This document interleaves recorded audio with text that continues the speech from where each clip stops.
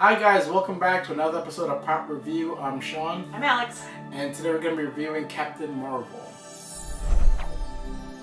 Before we start, let's just make sure that you guys know that this is a spoiler review, so we're going to be talking about everything that happened in the movie, including what happened in the post-credit scene. So if you don't want to know, please go watch the movie, and then once you've watched it, come back and continue enjoying the conversation. So That being said, before we talk about our initial thoughts, let's talk about all the drama that kind of happened before the movie came out with all these internet trolls bombing like the Rotten Tomatoes, lowering their score, and I wasn't aware of all this. Yeah, so they kind of had to take Rotten Tomatoes had to take so pretty much on their website there's a way to say, hey, are you looking forward to the movie? Yeah.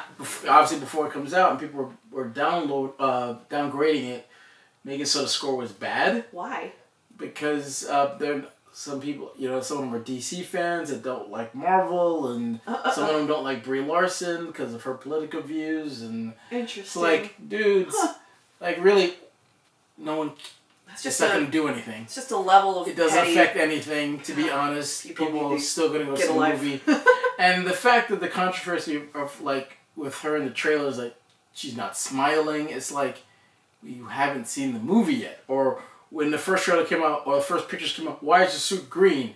You haven't seen the movie yet. It's one thing to judge things from what we see from the trailer, but always remember that it's a trailer. You're not going to see the entire... That's why it's called a trailer. You're not going to see the movie. So you can judge things to a certain degree, but to make a big stink about, she's not smiling, she should have more fun. Someone said that? Oh, absolutely. That is a thing. Oh, she wasn't smiling like that in the trailer. Oh. So, no. And that her suit was green. It's like, well, obviously if you see the movie, it's not green for very long.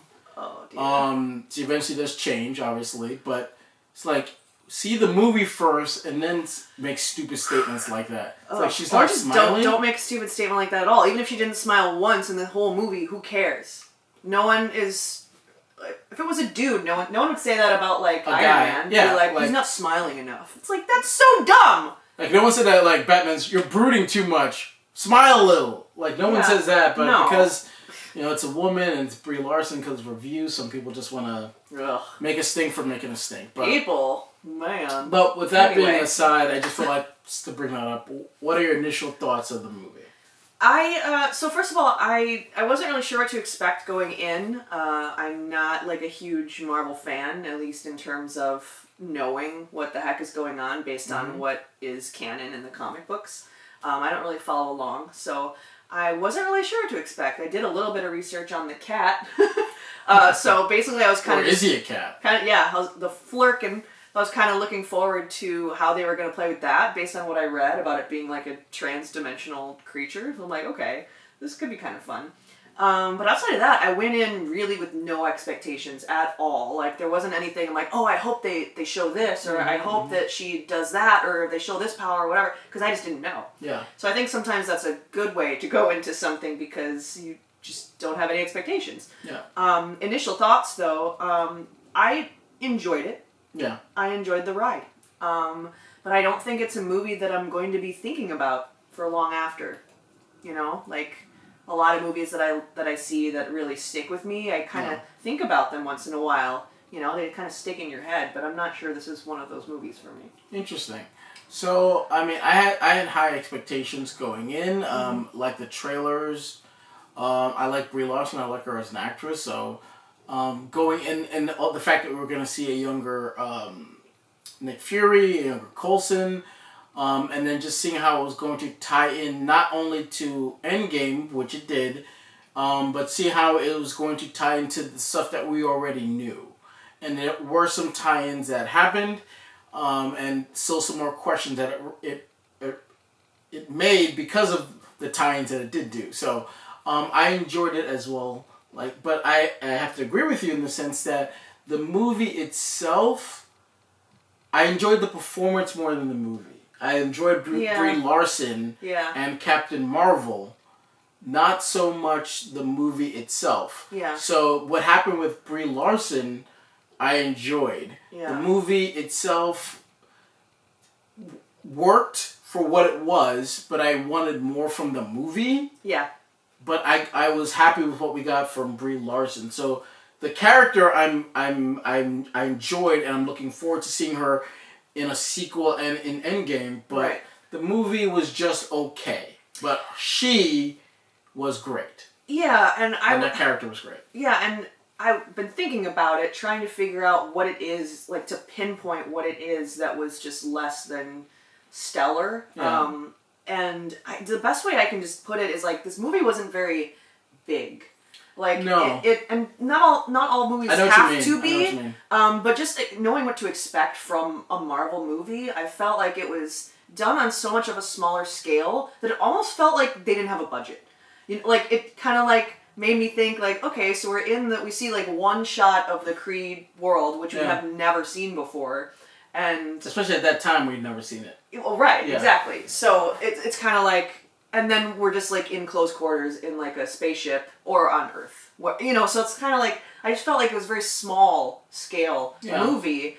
Even like the CGI, like the Skrulls, I think that was actual makeup that was enhanced by CGI. It looked good. It looked good, but you can definitely tell that like it just felt lo-fi. Something about, which isn't like bad because you know I like practical effects, but just based on what I was used to from all the other stuff we've been seeing, it just felt lo-fi. And it felt like a small movie. Well, they did have a smaller budget than, let's say, obviously like Avengers and like I assume that because the movie is tracking so well and it will do well that they will have a bigger budget in Captain Marvel 2 or whatever it's gonna be called. Mm-hmm. But I do agree with you. It did feel kind of small in the sense where, like, if you remember in Black Panther, where we like, oh, big Wakanda, but yet we see like one street. Right. Like it, and then we just see like obviously everything else is just like sets. Yeah. But unlike Black Panther, I got a better sense of Wakanda than I did of anywhere else we were. Yeah. In Captain Marvel, and also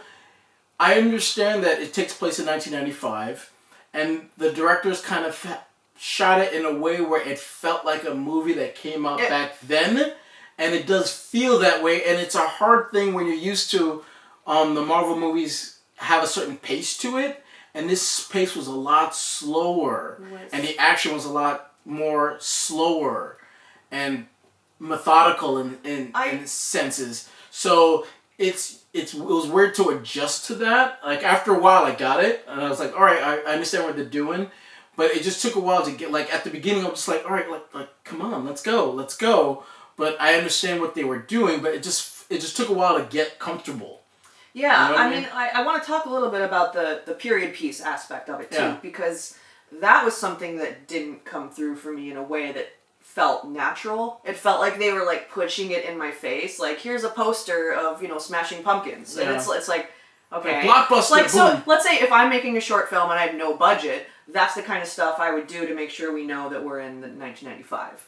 It just felt kind of like I didn't get the full sense of the era, you know? Like I mean, they tried. I mean, the blockbuster thing. It might go the back Radio to just Shack the whole thing. being a small scale. Having a smaller budget. I think that might have been one of the reasons why I felt that way. It just felt very like the musical cues I liked because like that helped. I liked the musical choices they made. Some of them. Yeah. Because then that worked also better in some places than it did others. Well, we can debate that, but I like that worked more so than them just visually showing you that it was in 1995. Yeah. And without the tie-ins that were there with Coulson and Fury, it could have been any time, to be honest. Kind of, yeah. It didn't have to be 1995. It could have been 2005. Yeah. And without those tie-ins, it doesn't really change when it takes place at all. It could have taken place at any point. Yeah. But they chose I like that time, to joke obviously. about like the computers. Oh yeah, like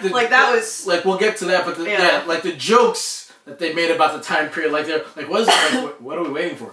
Oh, it's loading. It's loading. And if you use computers back then, you knew that like half the time it was just you're just sitting there. Yeah, you could have actually gone and it would have been funny if they like did other things while it was loading, because that was a lot of things you would do. You would like set it up to do something, it was loading, and you went to do something else and come back like, oh, it's ready now, and then I could do what I wanted. But yeah, I mean, besides the jokes and Coulson and Fury, that movie could have took place. There was no need for it to be 1995. It could have been 1997. It could have been 2007. As long as it took place before Iron Man, it could have been any time. Yeah, it could have been the 80s. I don't really have an answer. I just feel like I don't really have an answer for like how they could have made it feel more like 1995. Yeah. If they wanted it to be that specific. Maybe, I don't know if they were dressing the extras in a way that really came through as like 95. Not really. I mean, she dressed in grunge, which was like, they're like, when he said like, but it's also like flannel. Yeah, but it also felt like, so she's like, it's got like a 9 Inch Nails. It's like, they're trying too hard to like, be like, we have to make sure it's 90s. It's the 90s, right? But it came through as fake for me. Yeah, because I think they're just trying too hard. Like, just say it's 1995 and go about your business. It doesn't. Again, the time period doesn't really matter that much. But the fact it matters, but it doesn't matter. The fact that I could see them trying, like, distracted me from the story because I was like, it didn't bother me that much. But it's just like I think there was like this girl sitting next to me who clearly is a fan of 90s pop culture and was like, oh, see the Smashing Pumpkins poster and the it's just like, I get it, but. So it was a little distracting for me. Well, I would have liked to just focus on the story. Yeah, I mean, and I think that's where we can go into next. The story was just like, I was especially in the beginning, I go back to like the pacing thing, or just like, just get to Earth already. Mm-hmm. And that's the sense I got watching the movie. It was just like, all right, I understand this is important, like to establish that she thinks she's a Kree, and then to see her with her teammates and all that stuff, and them going on a mission. But for me, it was just like, all right, this is fine, but this is taking way too long. I just get to, because the meaning of the story is on Earth. We know that. Mm-hmm. It's her getting to Earth and her getting her memories back and going forward. We all know that. So just like, hurry up and get there already. Yeah. I understand what that opening, that whole first part is important. I got that, but just because of the decision they made to pace it in a way where it's like a 90s action film, it's like, dude, hurry up. All right, I get it, but hurry up and get there already. Yeah, in terms of the story, I didn't feel like the stakes were as high as for other Marvel films. Like, no. They're just kind of maybe trying to ship a few Skree home to another planet. Skrulls. Yeah. And I didn't feel like Earth was ever in danger, really. I didn't feel like Captain Marvel was ever in danger, really. Well, I mean, I don't feel like her friend was ever in danger, really. Yeah. Like, no one that I cared about, I really thought was ever in real trouble. And I didn't see the bigger picture that I would have liked to have seen as to, like, I wanted a bigger scale. Yeah. I keep coming back to this, where it's like, the movie was just bigger. Well, but it didn't have to be big in a sense, because like Ant-Man is a small little story in a little pocket. But the problem with doing a period piece is that there's certain things you know already without watching the movie. Like, like obviously nothing's gonna happen to her. Obviously, nothing's gonna happen to Coulson. Nothing's gonna happen to. We know that in every movie you watch, but they still have to make us feel like they're in danger. But you know what I mean? You can make me feel all you want. I already know they're going to be okay. I know. In a movie, that's the point of watching a movie. Like watching Infinity War, like when they die, even though part of you may know that they're going to come back, it's still an impact. Yeah. Like, but watching Captain Marvel, I know she's not in any danger. I know Coulson is in no danger. I know a lot of the characters aren't in any danger because we know they like when those missiles when Ronan fires the missiles, it's like, there's no threat there. I know nothing's going to happen because we never heard about that battle before. So obviously, it's not going to be a big thing because we would have heard about it before. Someone would have mentioned it before. Yeah. So by doing a period piece with all the knowledge we know, it takes a little bit of the drama and the stakes out of the movie. For that reason alone, is because our knowledge of what has already happened. Right, just like a prequel So with that said, the stakes can't be that high because we would have known about it. Which doesn't work for me. Which makes it more difficult for me to enjoy the movie because I want to feel that like stress and like, are they going to make it out? But I found myself just kind of not really caring because I already knew, I guess. I mean, and they didn't really craft any moments where, I don't know, like there weren't those moments for me, like those moments of like, I get it, I understand what she's going through. I felt a little disconnected the whole time. I mean, but so and a lot of people's problems with Marvel movies in general is that they focus more on the hero than the villain. I mean, at the end of the day, I think history is going to look back on Captain Marvel as just a vehicle to introduce her to us, and because I don't think the movie is something that, oh yeah, I'm gonna watch Captain Marvel again. I can rewatch it again, but Yeah. I'm more invested in just the character and not the movie. Yeah. If that makes any sense. I mean, the only thing I got on that front from this movie is, wow, she's really powerful. Yeah, but we kind of already knew that, so I'm like, why do I need to watch this for that? Well, because I mean, they do have to set her character up, because it'd be one thing I know. if they drop her in. No, I know. Yeah. I'm just saying I didn't really get anything else out of it. But I mean, but really that's was meaningful. But that's important, especially if you go by what Kevin Feige said, that she's going to be leading us into Phase 4 and beyond. As some of the other characters either die or go away, yeah, it's nice to know her and get to know her a little bit and see her powers, see how they work before that. But I think if this movie did anything, it did that. It established her and her powers, and it did that well. And if that's what the main job of this movie was, then good job, you did that, but everything else just seemed like, okay. Yeah.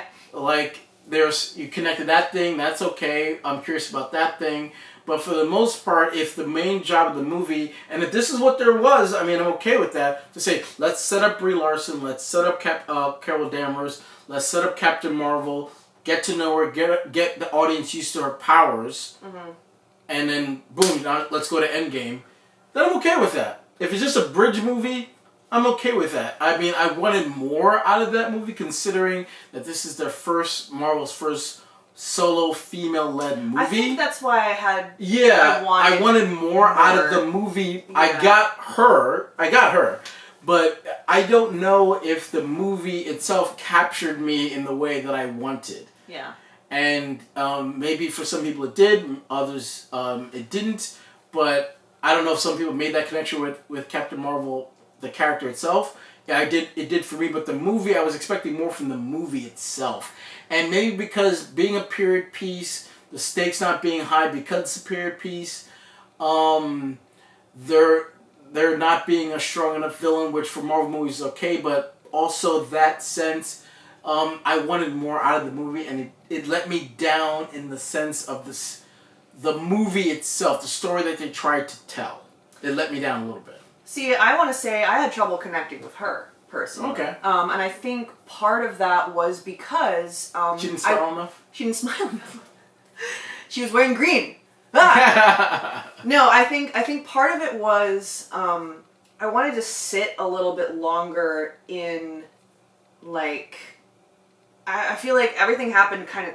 I mean, the pacing was slow, ironically, but yeah. I feel that stuff happened quickly with her. I didn't get a chance to settle in on who she was. And I think it probably had a little bit to do with the fact that she had no memory, so there wasn't much to settle in on at that point. Mm-hmm. But I feel like I was just kind of thrown in, and I was having a hard time getting to really connect with her. And I think also the flashbacks not confused me, like I knew what was going on, but they also confused like my... Like, what am I supposed to feel about this? Because I'm not sure how she feels about it. She seems more confused than anything else. Yeah, well, it's because like I would have liked to have seen just a more nostalgia, more pain that she doesn't know who she is. Well, let me ask you this question. She seems pretty she's like, yeah, I don't have a memory, no big deal. Yeah. I wanted more of who am I? Like, who am I really? It? Yeah. Do you think this movie at least in the beginning? Do you think it would have worked better if they told a linear story? Because I think that would have helped. Like, literally, see her as a child, struggling, the falling, getting back up thing. I got, and I like that, but... Yeah. Do you think it would have worked better that way? Instead of just starting her as part of the Kree? Yeah, I don't think the flashbacks worked for me. The way that they were presented. I agree. I understand what they were trying to do. I don't necessarily... I like the fact that we're finding out who she was. Yeah. And we don't start with that. Yeah. Because that's part of... But they needed to show me that she was struggling with it more than I feel like she was. And they could have shot it but cut it out for time, or we don't know exactly what the script looked like before. I mean, I think Kevin Feige might have been interpreting it whereas like, because they don't like doing origin stories. It's kind of like the same way with Spider-Man Homecoming. It's like, all right, he's already Spider-Man, and let's just go. Yeah. Like, when we meet her, she already has her powers, Right. and let's just go. I don't know if that was the best decision, because a lot of us have been introduced to Captain Marvel. This is our first introduction to her. Yeah. So I think just telling a traditional origin story would have been okay, and I think may have worked better in the sense of telling the story than, starting off with powers, her not having a memory, then going to Earth, figuring it out. Like, I don't know if that was the best way of going about it. I don't know if that decision was made because they didn't want to tell a traditional origin story. But it's I feel like it's okay if we had, because we've never seen it before. It's one thing to tell Superman's origin story again, because we all know it, we've all seen it. Yeah. What can you really do new about it? But if this is our first introduction, a lot of people's first introduction to Captain Marvel and that character and her story, I think it would have been okay to have just told it in a traditional linear way. Or even if there is a flashback, maybe a more linear Like, flashback. or we actually just stay there a while instead of these little flashes. And the flashes didn't work for me because they were very specific moments that were supposed to show us she keeps getting up. Yeah. So if it's her memories, right? Yeah. So that's all she remembers is that, like, I keep getting up. It just kind of felt forced. They're convenient flashbacks. Yeah, I know. But it's one thing, like, if we flashed back and we actually, like, see one of those scenes play out. Yeah. Yeah, I think they would have been more impactful that way. Because I didn't get a sense of how she actually felt about it. I keep coming back to that, where it's like, is she really struggling with who she is? Does she even care about who she used to be? Does she even want to know? Or, like, she never thought to ask? Or, like, what? Yeah. Like, after these flashbacks come, she just kind of, I don't really get that from her. And because, like, the first time we see it, it's like the Kree going through her mind. Right. And they kind of establish that quick flashback thing, and they just stick with that. Right. But it's one thing when... Which might have been a nice taste. Yeah, which like, I understand why it happened when the Kree were doing it, but it's another thing, like, they just kept doing it that way. Yeah. Even when she walks into the bar the first time, we just see that quick flashes of what she was playing the arcade game and sitting at the bar and doing karaoke and things like that. It's like... That's fine, but why didn't... I would have loved to, when she first stepped in the bar, her flash back to one of those things. Yeah, or just see her react to it, like, oh my god, I've been here before. Yeah. Have I been here before? Like, I never got that connection that she makes to it, and which made it difficult to emotionally attach, because I'm like, she's seeing these things, but does she not care? Because she just kind of ignores it. I think the way they're playing is that she's still confused. She doesn't know if these things are real or not. But I guess, but I would have liked to see the pain. Yeah, I just would have liked to see more of what made Carol Danvers Carol Danvers. Like, they kind of, like, jumped over that. They also just kind of tell us who she used to be. Yeah, I just like, want to... you were so brave, and I think her friend says it. You used to be brave and this and this and that. And she's like... oh, okay. And we're like, oh, okay. And this is the time you did that, and that's the time you did that. They're telling her, exactly. Like, why don't you just show us? Yeah, I mean, we do get the origin story part of it, where the thing explodes. Like when they're in the jet, but that comes later on. Yeah. But the way it happened, the way they show it, and obviously they didn't show that part because there's a twist about who Captain Marvel really is, because you think it's Jude Law's character, and the whole time, as soon as he was cast, everybody thought, oh, he's playing Marvel, and they switched it where he's not. So I did appreciate that fact, because your expectations are messed with. You think he did save her, and he's training her, and that what Marvel could be. Yeah. But then they twisted, which that part I like. I like the fact that I'm fine with the twist. Yeah. But just on the front of Marvel and the supreme intelligence, it did feel like I was strangely tossed into it at the end there. Yeah. Where it's like, why was she there again? Why did they need to put her in the supreme intelligence thing where? Don't know. I might have missed something. I don't know why they did that, and I can... Like, are they trying to get some kind of information from her of where the test directors or something. I'm Maybe? I'm just not sure. It just felt like, because then all of a sudden we hear Nirvana, and it's like, all right, so there's music, and why are we here? Yeah, I mean, I don't know. That part didn't. But- The whole Supreme Intelligence thing didn't work for me because I'm like, what's the point of that? But I'm sure it'll maybe come back later. Or it may not. It just didn't feel important. I mean, to this but movie. I like the fact that they were like controlling her powers or dampening Yeah. her powers. Yeah, is yeah. more of a sense, Yeah. making her think that we gave you your powers. We gave you your powers, yeah. And we could take them away, where they were just really just that with that chip on her back of her neck. Keep it. They were just dampening it. I and felt like that worked controlling it. because I did like that. Yeah. In the sense that she breaks free, and then she Yeah. fully embraces her powers. Right. And then the montage of her keep getting up and getting up and getting up. Mm-hmm. And like she actually got up and broke free and. Mm-hmm.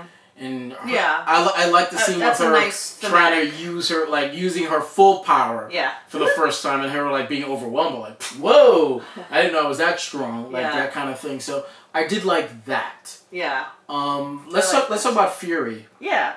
So when we meet him, he's just a desk jockey, for lack of a better word. I didn't like the fact that he kept saying Shield, because it was established in Iron Man that they didn't call it Shield yet, or maybe just, and I guess their workaround could have been maybe Coulson didn't call it Shield because he just used the words. They didn't use the acronym Shield. The acronym. Yeah, so that's a minor thing, but whatever. But I just like the fact that we saw him kind of not a rookie, but kind of just without that Avenger burden on him, like the work has kind of beaten him down. A little more lighthearted. Yeah, exactly. Way more lighthearted. Just a scratch. Yeah, no big deal. And obviously hasn't seen a lot of. Yeah, exactly.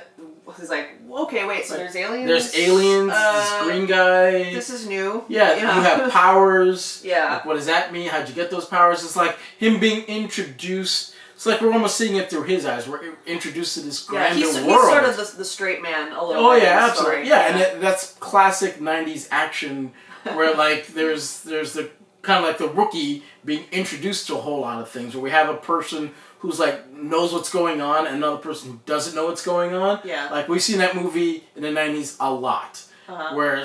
And it was just nice to see him kind of getting his footing. Uh-huh. And the CGI, the visual effects on him looked amazing.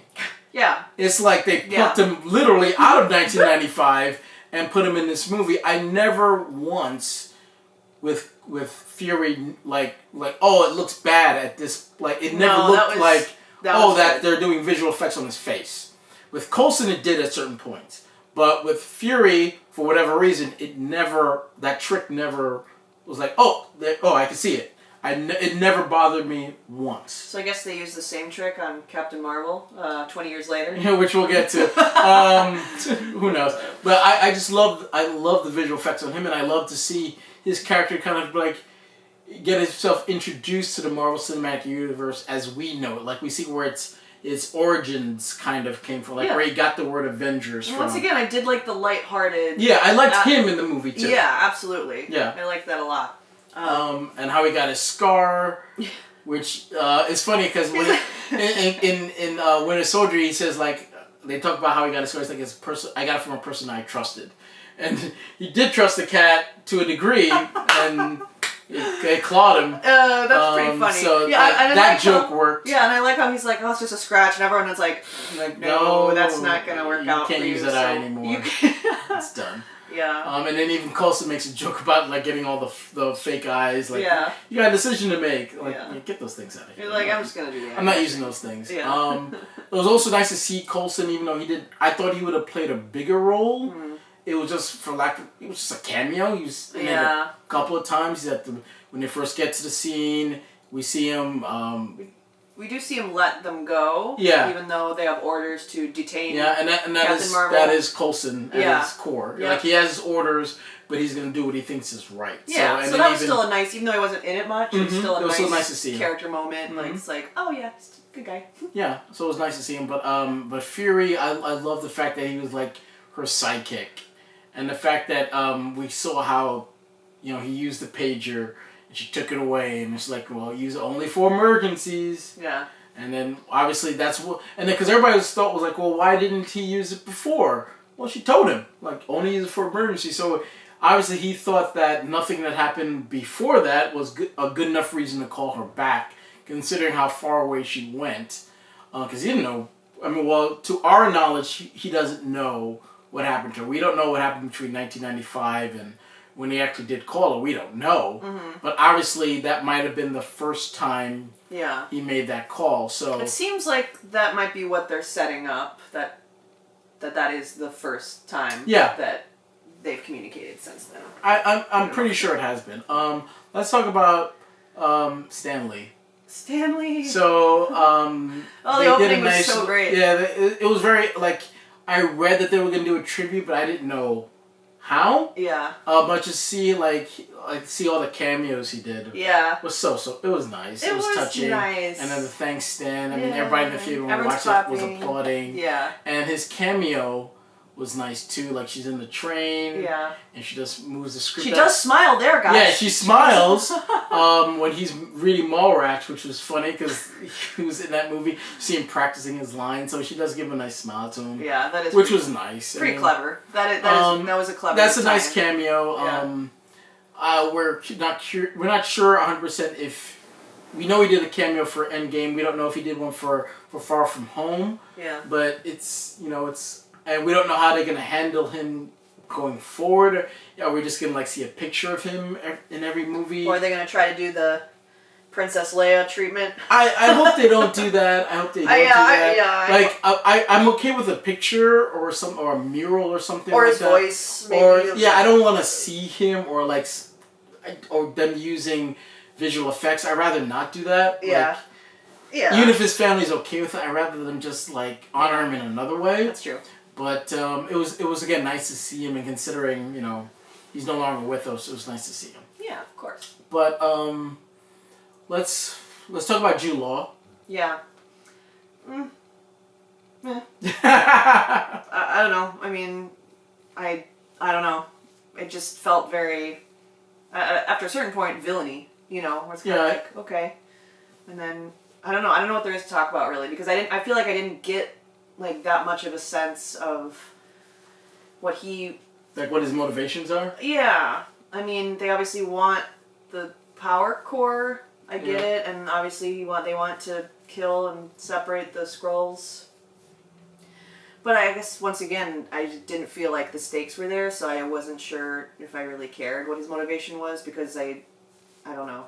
I don't know. What do you feel about it? I don't know. I don't really have any feelings about it. I think he did a good enough job with what he was given, but he wasn't given very much to do. That's what I'm trying to say. His character is more or less there to teach Carol, how to use her powers and stick up for herself and get up. I think that's another moment that I felt was missing, the sort of "you betrayed me" moment. And she says something like that, "I trusted you," but don't you think that would hurt a lot more to find out that this person who you thought was your closest confidant, your battle partner, your mentor, your mentor has lied and betrayed you? Mm-hmm. I kind of wanted to see more of a breakdown there and see her really feel that pain. But once again, that was a moment that I didn't feel that I got what I wanted. Yeah, and I do like the fact that at the end he's like, well, don't use your powers, fight me, knock me down. And then she just blasts him I have nothing to prove to you. And I like the sense that she's right, she doesn't. I don't have to play it your way, I can do whatever I want. Mm-hmm. I don't have to prove anything to you, and I do like that, but I think, again, he's just, his main purpose is to prop her up. Mm-hmm. And a lot of the Marvel movies do that, where the villains just are there to prop up the hero. Yeah. But I didn't get enough of them to, like you said, the stakes weren't there enough. Mm-hmm. And it felt more or less like Malekith from the Dark World, where, yes, I'm a villain, yes, I'm doing things, but I didn't get a good sense of him and why he was doing it and what he was doing it for. Yeah. And we saw Ronan there from Guardians of the Galaxy. Again, just there because he was around at the time. Didn't really do much. Yeah. Was hovering and menacing, but didn't really.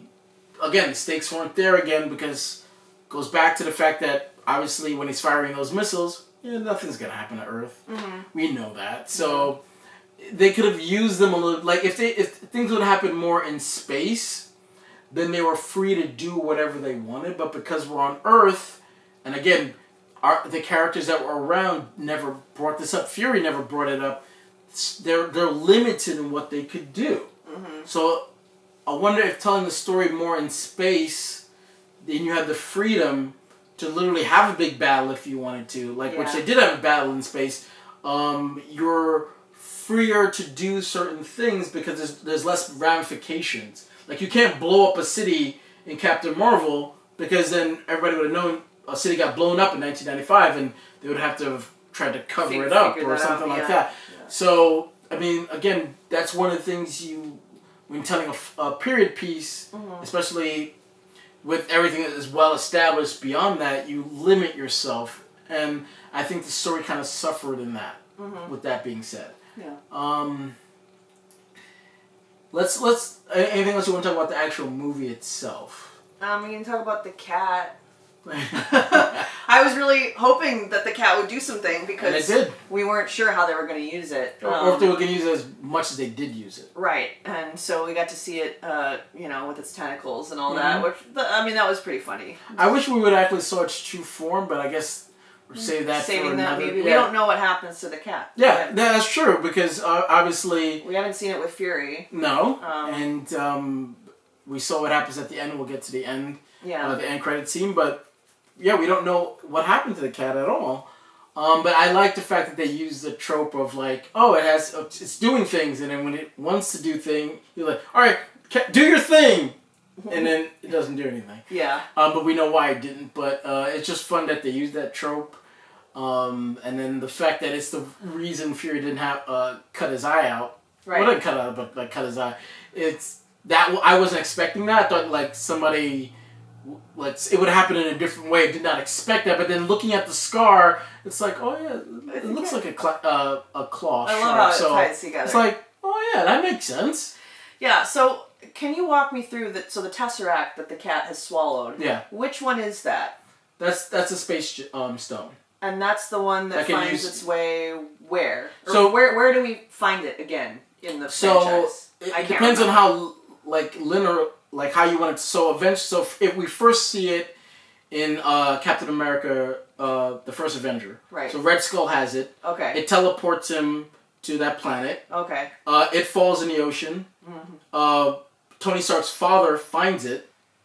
And so that's how the government has it. Okay, so in between the cat swallowing it, and so the cat swallows it, and then Tony Stark gets it. That's the next time we see it. Howard Stark, his father. Howard Stark finds it. Yeah. Okay. And then that's how the government has it. Okay. And that's how they're trying to harness the power. Then we weren't sure until now. It shows up again in the end of Thor, where he shows the doctor that that they have the Tesseract and they're trying to figure out how to use the power. We didn't know how Fury got it until now. So that's how Fury gets it. Okay, I got it. And then got it. Yeah. So there was always a question of how did Fury get the Tesseract. Now we know how. Okay, so he has had it this whole time. He just didn't know how to harness it until he sees Dr. Selvig in Thor, and he asks him this is powerful. We don't know how to harness the power, and then that's how we get to. Cool. Yeah. But we still don't know what happened to the key. No, so that's a question that hopefully they answer in some kind of limited series with the Disney Plus streaming service. So Kevin Feige did say a lot of those things are going to answer questions about the past, present, and future. So I'm wondering if that cat plays some role in something going forward. If it's not a Captain Marvel story, maybe it's a Nick Fury story, or maybe it's a Coulson story. Yeah. Of what happened to that cat. Well, it's very dangerous. Yeah, and it's very powerful. You do the scan. It's like threat level high. Very high, threat level low, and he's like, "Oh, that thing is obviously broken." Yeah. So the humor in the movie I did like. Yeah, me too. So I like the '90s reference jokes about like Blockbuster and Radio Shack and things of that nature. Yeah, that worked for me. Like all the '90s jokes worked, and all the humor in the movie worked. But I just want to mention one thing about her friend that she comes back to see. I just feel like that was another missed opportunity for like this painful moment And, you know, you see your friend tear up, but ultimately they kind of get over it really fast. And I don't know, I think you're saying the pace is slow, and I agree, but I think they put the emphasis on the wrong moments. Like, you know what I mean? Like, I would have liked a slower moment where there's this realization, oh my god, you're alive. And like, where have you been? You know, I would be mad. Oh, well, they jumped right over that. Yeah, like that conversation, they jumped glossed over it, and then they're buddies again, and then she's flying in space with them. So I don't know. Some of the moments didn't have the care that I felt. But the daughter could play a role because in the comics, and again, just because you're one thing in the comics does not mean you're going to end up being something in the movies. She was the first Captain Marvel in the comics. And eventually she dies, and then she gets depowered, and she has to give her power to someone else. So, is she going to end up being Miss Marvel? We don't know, or what's going to happen to her. Obviously, we meet her in '95. We don't know what happens to her. You know, when Endgame comes out, we don't know. Is Carol going to go try to find them, and then we get to see what happens to them. So again, what happens to her if she does have powers or not, or she becomes a hero or not, we don't know. But that could be another thing that they can tell in a limited series version if they're going to do with anything with her at all. They don't have to, but they could. Because Miss Marvel is, I think, going to play a role, and which version they use is going to be another question. But the Muslim version is where they might go with. But time will only tell. But we'll see. Anything else? Talking about the end sequence. All right. The end credits sequence. Yeah. Well, just the decision of her leaving. So the Skrulls are just trying to figure out, you know, where home is. They obviously can't stay on Earth, even though they kind of could. And I was hoping that they didn't, only because I didn't want someone that we knew to be a Skrull. Because there was the fear of the Skrulls, because when they announce the Skrulls, that brings the fact that someone we know could have been a Skrull, and I like the fact that they left, so no one is gonna. I was a Skrull the whole time. I didn't want that to happen. That's one thing that happened. That happened in the comics, where the Skrulls were posing as heroes, and they didn't know, they were posing for heroes for a long time. Oh wow! So I didn't want that to be a thing, because then it messes with your expectations. I would feel very and cheated. Exactly. So again, that's one thing that happened in the comics. I didn't want that to happen in the movie. So I like the fact that they left, and that she makes the decision to go with them. Yeah. And I do like Ben Mendelsohn's character. Yeah. He did a great job. Yeah. Again, you think he's going to be the villain. Yeah. But then he doesn't turn out to be that way. I do like the fact that the movie. Yeah, he's just trying to find his family. I do like the fact that the movie messed with your expectations of who everybody was. Totally. Because the movie thinks, oh, the Skrulls are the bad guy. When you're watching the trailer, they're after her, and she's punching the old lady and fighting grandma, and you think, oh, the Skrulls are the villain, and then the Kree continues to paint that picture of, oh, they're the villain, they're the bad guys. But then it turns out, no, the Krees are bad guys. They're just spreading. They just want to keep hold of their power. And then you can easily relate to that kind of thinking nowadays without going into anything. Yeah. But I like the fact that she makes that decision to go with him. Now, what happens when she leaves? Yeah, in between. We don't know. Will they ever tell us? We don't know. I hope, though, that when Captain Marvel 2 comes out, we don't go back then. Just keep moving forward. Depending upon what happens in Endgame. I just want them to keep moving forward. They can allude to things that may have happened when she was away. I would agree. But I don't necessarily need to see it. Yeah, totally. I hope Captain Marvel 2 does not need to be what happened then. Yeah. Because it doesn't matter, she comes back when she gets the page, so they can leave if we don't find out and they just allude to it. I'm fine with that. All right, so let's talk about the end credit scene. Yes. So after the credits, we get our mid-credit scene where we see a scene from Endgame where we see Tony and Black Widow and Bruce Banner and War Machine. They're still at Avengers headquarters, and they're trying to figure out what Nick Fury's little pager, what it was doing, and Big Hugh was calling. Yeah. So they kind of hook it up to a battery so it can potentially keep sending out that signal. They don't know who it's sending it to. They don't know what it's doing. But eventually it stops, and they're like, oh my god, let's figure out how to get it going again, because obviously it was important because Nick Fury thought it was important. And then she just happens to appear right behind them, and she says, where's Fury? So again, it goes back to the fact some people think she traveled through time.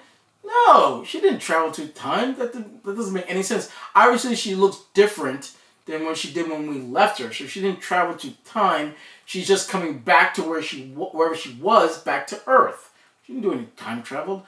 I mean, whether she can do time travel is another story, and they might address that in Endgame, but she didn't time travel. It's very obvious that she looks different than when she left Earth and when she came back to Earth. She looks different. So she didn't time travel from 95. That wouldn't make any sense. How would that work if she time traveled? That doesn't make any sense. So, what are your thoughts about that? I mean, I think it's fine if she doesn't age because she's literally a power core. Yeah. So, I mean, if she looks the same young, or same or yeah. slightly... I'm okay with that. It didn't bother me. I do have a question, though, about the end credit sequence. So, do you really think this is an excerpt from Endgame? And Yes, it's not... Yeah. Okay. Because basically the same way they did from our Ant-Man is at the end, one of the end credit scenes for Ant-Man was literally a scene from Civil War where we saw them talking about they captured Bucky and they're like, oh, what are we going to do? Because there were cords, and he's like, I know a guy. Okay. And they're like, Ant-Man will return. Cool. So that is a scene from Endgame. And now it goes back to watching that Endgame trailer where we thought, like, oh, maybe did they edit somebody out? Because we know he still has his beard, so Captain America still has his beard, so we know this takes place really, really early on. And it goes back to what Kevin Feige said about we're really only focusing the footage you're seeing on the first 20 minutes. Which makes sense. Yeah, so maybe the person they edited out was Captain Marvel, because now we know she's there. Yeah. After they get Fury's pager. So maybe she was a person, and it goes back to what we said, is that they edited somebody out, and it's clearly now maybe she was a person that they edited out. So it does answer that question, and I like the fact that I got my prediction right. Because if you look at the review we did for for Infinity War, I did say that they should end Captain Marvel with her getting the page and her coming back to Earth. So I got that right, so I feel good about that. Even though that wasn't... But it was also pretty obvious. It was pretty obvious, but I'm glad that they ended the movie that way and then didn't kind of save it. Because they could easily have saved that for Endgame where we see her coming back. I would have liked to maybe wait to see that. Because we know it's going to happen. Yeah, so we know. It would have been nice to just kind of experience it. But I like the fact that we know 100% for sure that she gets there early. Because now we know she gets there really, really... She doesn't join the fight. She's probably the one who's helping them start the fight to get things back to normal. I'll be interested to see... I like that fact. This will be interesting. To see, like, how she fits in with everybody, because, you know, she's kind of flying blind a little bit. Yeah, she doesn't know what's going on. She's only had a pager. Yeah. Like, this whole time. Like, maybe Fury can send her text message, you know, be like, how are you? But how does she answer back? I guess she doesn't. I guess that's how pagers work. Well, no, I mean, I think she answered back by the thing on her. Maybe. But yeah, she's kind of coming in blind. She doesn't know these people. They don't really know who she is. They have no idea who she is. And we don't know what she knows. Yeah. Because obviously she had interaction with the Tesseract.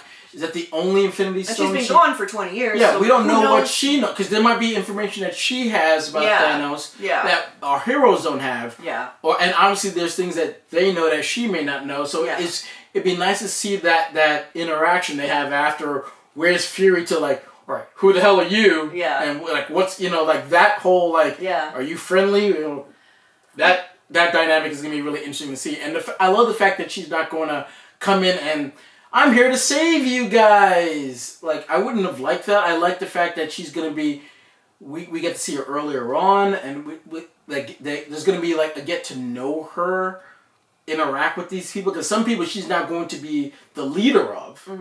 Going forward, who we're not 100% sure of. But so I'm liking the fact that she's going to be, unless obviously it doesn't play out, she's going to be in the majority of the movie, as far as we know. Right, She's and I gonna be there at wonder the if she beginning. has anything to do with Ant-Man getting out of the quantum realm. Well, we don't know. Because she really has photon powers or something? Photon blast? Yeah.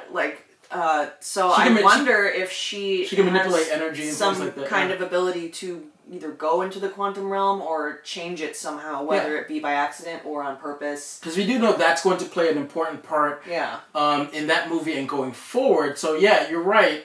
We don't know how that's going to work. We don't know how her powers are going to go up against Thanos. Because she's going to fight Thanos. We just know she's going to. How she's going to go about it, and how that fight's going to turn out, we don't know. We have to watch Endgame. But again, the thoughts going back, if all this movie really did was set her character up, then I can enjoy it for that. And watching it again, just looking at it from that premise, I might enjoy it more watching it the second time.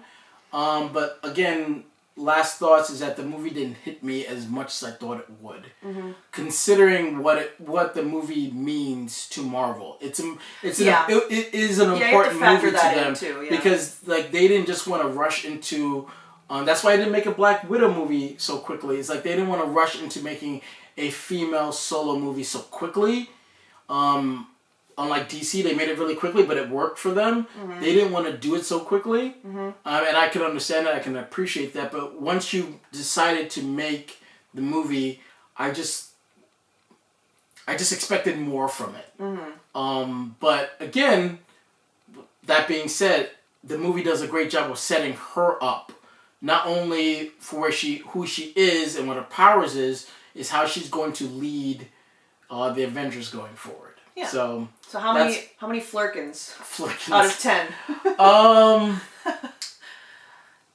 Because I think they set her up so well, I really identify with her character. I'm gonna give it 7 out of 10.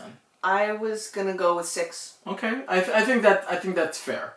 I think that's fair. I can't argue with your choice. Yeah, I mean, it still was a decent movie that I enjoyed watching, but, like you said, in the context of the bigger picture, you're saying it's okay to be a bridge film, which I guess it is, but also, because of the context, I feel like they had bigger shoes to fill that I didn't feel like maybe they were filled. At least in terms of looking at this as a movie. Yes, if you look at it like as its own thing, like it's still going to have an impact. Obviously, come October, there's still going to be little girls dressed up as Captain Marvel, which is also going to be nice to see. But there were like grown ass women. Oh yeah, there was a grown woman sitting right next to me in a full Captain Marvel. Like she had her hair cut and everything. Looking, I was like, wow. There was a lot of people dressed up like Captain Marvel, and I like that. And obviously, we're gonna get to a point in the world where it's just another female superhero movie, not the second one in this climate that we're in. Yeah. I can't wait till that's a thing. Yeah. Where it's just, it's just another one, no big deal. So it didn't need to have the same impact as Wonder Woman, but I would have liked to have it have more of an impact that, looking back on it 10, 15 years from now, like, ooh, remember when Captain Marvel came out? Yeah. It's like, remember Captain Marvel? Like, that movie, like, the character is going to be important, but maybe her first movie is not going to be something that time will tell how history will remember that movie. Yeah. I don't think, if you want to compare it to how Wonder Woman's going to be looked at, Wonder Woman's going to have more of a shine to it, not only because it was the first in this generation that we're in. It was a really good movie. It was a better movie. It was a better movie. Yeah. And that's okay to say. This movie didn't have to be as good as Wonder Woman, but I was expecting more. Right. Anyway. What do you guys think, though? That's what our thoughts are. And obviously, the last end credit scene was the Flurkin, like, spitting out the Tesseract. So, because they weren't sure how it was going to get out of there, because they were like, well, the cat has it. What are you going to do? But obviously, it spits it out like it's a hairball. Because there it is. So that's our thoughts on the movie. What do you guys think? Did you like the movie? Did you have problems with it? Did the pacing bother you? Because walking out of the theater, I did hear some people not like the pacing. They thought it was too slow, so it didn't really bother you. Or maybe you thought it was great for the kind of movie it was trying to tell. Did you like the Captain Marvel character? Did you like how she was handled? Did you like how we saw her embracing her powers? Did you like that? Are you curious? Do you like to see her going into Endgame? How they set that up? What are your thoughts? Let's start the conversation below with your thoughts. Also, like, subscribe, do all those great things. Make sure to hit that notification bell to be notified when our next review comes out, which probably is looking more or less going to be like Shazam, or eventually we will do Avengers Endgame as well, so you can look forward to those. But until next time, I'm Sean. I'm Alex. Bye, guys. Bye.